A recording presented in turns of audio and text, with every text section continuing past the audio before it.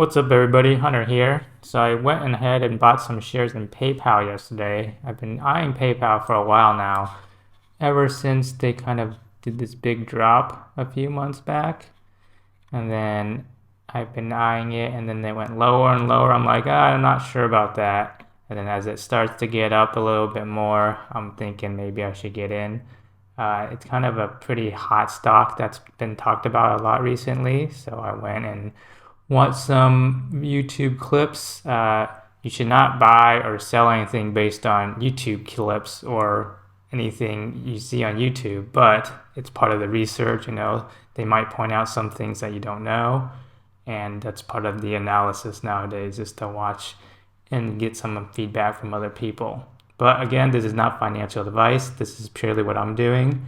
I got in around 61.60 over here. I figured that it had a couple red days, so might as well get in now. I do probably expect it to go back down, probably test this moving average, maybe even down here. But the main reason is because I think it has more upside potential than downside potential, because this is a pretty low bottom at about $50. It might get there again, I'm not sure, but if it does, I'll just dollar cost average in as it goes down. And now I wanted to show some clips that I've gathered about PayPal. Let's look at the 8 pillars for our good friend PayPal. All right, cash flow growth is the only one that's an X. I love the fact that the price to free cash flow over the last 5 years is lower than the PE ratio over the last 5 years. Yes. They're buying back some shares. Low ROIC. Now, is that because they're growing? I don't know. I don't want to have my bias in there. But the good news is a higher return on invested capital in the last year versus the last 5 years. Nothing to write home about. There's, somebody posted on Twitter recently to me going, PayPal's a dying business. And I was like, I'm looking at their revenue, and if this is dying, it sounds like what people were saying to me in 2012 about Microsoft. Microsoft's dying. And I'm like, well, then how do they have record revenue every single year? So I like the fact that the revenue is growing, but I'm not sure that their free cash flow is growing. And I do like the fact that they're doing buybacks. So here's another clip about the buybacks. The other group, and this helps PayPal immensely, is right now, as I speak, PayPal has a massive share buyback on, okay? The cheaper your stock is, the more shares you can buy back, right? And so it's an absolutely beautiful, beautiful phenomenon PayPal has going on. It's the best thing you could possibly ask for. Because here's the deal, okay? If we go back, they were buying about $667 million of the stock back. Then they bought $939 million, then $953 million, then $1.4 billion, then $1.44 billion, right? Maybe this past quarter they bought $1.5 billion or back. We don't know, okay? But the bottom line is, it's the best situation when you can buy back your shares for insanely cheap prices, because you can buy more shares. No different than if PayPal stock's $100 today versus $50, I can buy a lot less shares at $100, right? Absolutely beautiful. Now, we got a new CEO who's incoming here, Alex Chris, who I believe should do a phenomenal job. We'll see how he does over time. He has a lot of great experience from Intuit. Intuit was a very loved stock in the market over the years and one of the best business models out there. And I've already seen Alex Chris very early on. He's already making moves. So yeah, they're having a lot of buybacks on their shares, which increase the value of the shares that, we own. And they have a new CEO. I think he started back in September, I believe, end of September. That's when the new CEO came in. The old CEO was supposed to stay on the board for a while, but he's going to leave the board end of December, so end of this year. It's probably going to take, a few quarters, maybe a year for things to turn around with the new CEO. Things don't just happen that fast, especially with a big company like PayPal. They don't move fast. So there might be a while before it goes back up, but we'll see what the new CEO does. So let's watch a clip from Joseph Carlson about PayPal. We have another valuation metric here. The free cash flow yield of the company is 5%. Now, a lot of investors focus in on this, but remember, this is not a true indicator of the valuation of the company, because the traditional definition of free cash flow is just looking at the cash from operations minus the capex. It does not factor in the expense of stock-based comp. When we look at that, we can see that stock-based comp eats up around 1/3 of the cash flows. And that is a real cost to the investors. So you want to factor in this stock-based comp.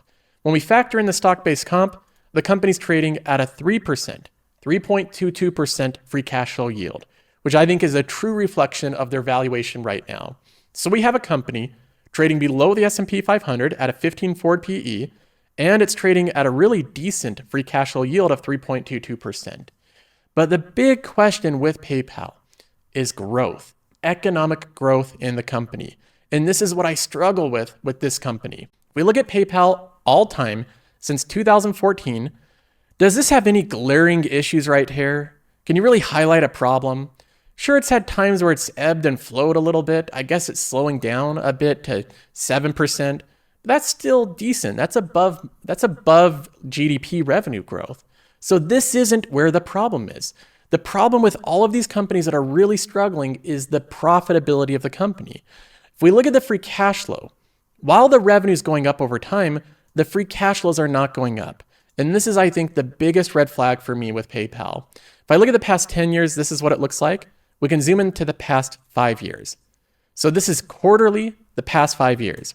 Now, if we take out this one outlier here, we have an outlier for whatever reason, but we remove that out of the picture, we get a clean picture of what the cash flows look like. On a quarterly basis, it's almost literally flat for the past 5 years straight. So why is the revenue going up for PayPal, but the profitability remaining flat? Typically, when you have companies where their economics get worse over time, that is a result of increased competition. So if we look at PayPal, they offer Venmo and then their PayPal transfer services. You can buy products online using PayPal checkout. Now, I don't know if you're like me, but when I go online and I'm shopping, if I'm on my phone, I use Apple Pay. It is so incredibly easy to use. I don't have to type anything into the website. And I use Apple Pay already. I trust Apple with that information. They have brand value and trust. Apple Pay has been an increasing competitor to PayPal with online transactions. PayPal 7 years ago existed at a time where they were one of the only options to pay for things online. And now there's more ways than ever to pay for things online. So what I see is maybe the primary reason why this company's struggling is an increase in competition. I think that fact is undeniable, and it will be interesting to see how this one does. So I like this take from Joseph Carlson because he does not own any PayPal shares, which those other guys did, so they might be a little biased, Again, you should not just listen to people on YouTube. Some people might have the stock and they're more enthusiastic about it. Some people might not have the stock. You need to take a bunch of different angles. And even after that, you need to do more of your own research. Do not just buy stocks that people on YouTube tell you to, okay? Especially me, I am not a professional. I am doing this for fun. I just happen to have, decent returns. And this is something I like to do. And also, this is a way to keep myself accountable on my trades. So I try not to make the same trading mistakes. But he makes a good point about increased competition because I don't really use PayPal that much anymore. Like, I do use a little bit of Google Pay, but not a lot of PayPal, to be honest. And I think the major advantage they have is that they have Venmo. And I do know a lot of people use Venmo, but I don't know how profitable it is. And then another one is Braintree, which I know less about because I think that's more of a company-to-company type of thing. But Venmo might be where it's at for PayPal, and if they can get a good holding on that, if the CEO turns things around, maybe they'll go back to $100 maybe. I don't think they're going to go back to their all-time highs of 300 something. I don't think that's going to happen. All right, so quick update on my other short-term positions. So PayPal is going to be more of a long-term, year, 2-year type of thing. I have a more short-term play that I'm going on right now about the Bitcoin miners. So Marathon Digital is up about 31%. They're kind of about hitting $20. So I'm not really sure if I should sell it.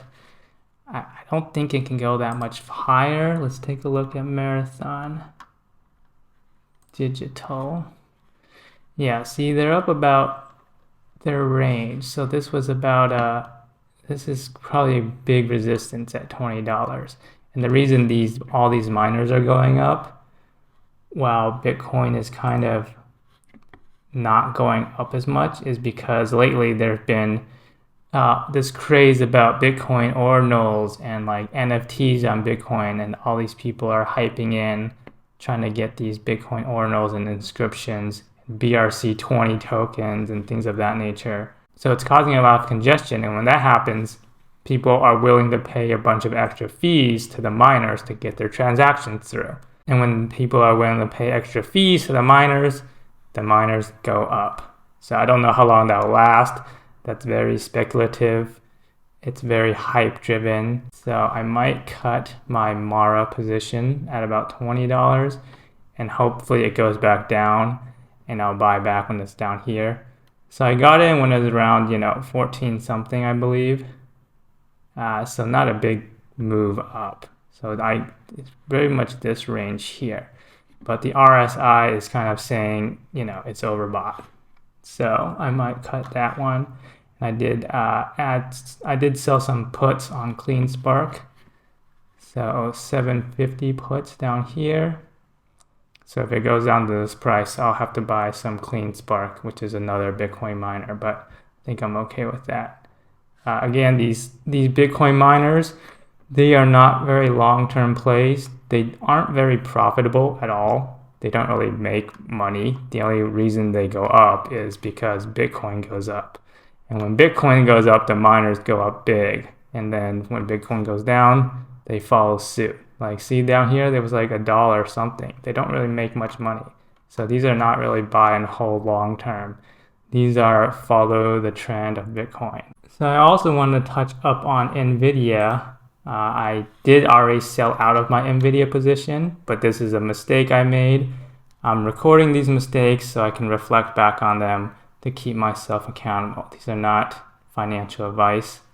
You should not do what I am doing. This is just to keep myself accountable. But I did sell my Nvidia positions about like 480 something, 481 I believe.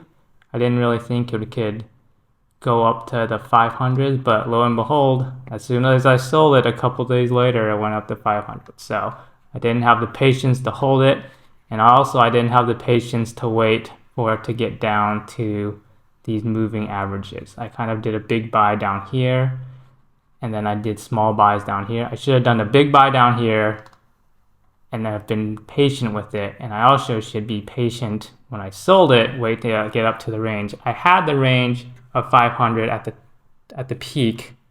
That was the plan. I did not stick with the plan. Shame on me. That is my bad. So, whatever. It's high anyways. Had I bought it down here, I would not have sold it because, I got in at a much lower price. But I had gotten in up here when it was kind of peakish, so it's more of a short-term play. Anyways, hope you enjoyed this video. If you did, like and subscribe.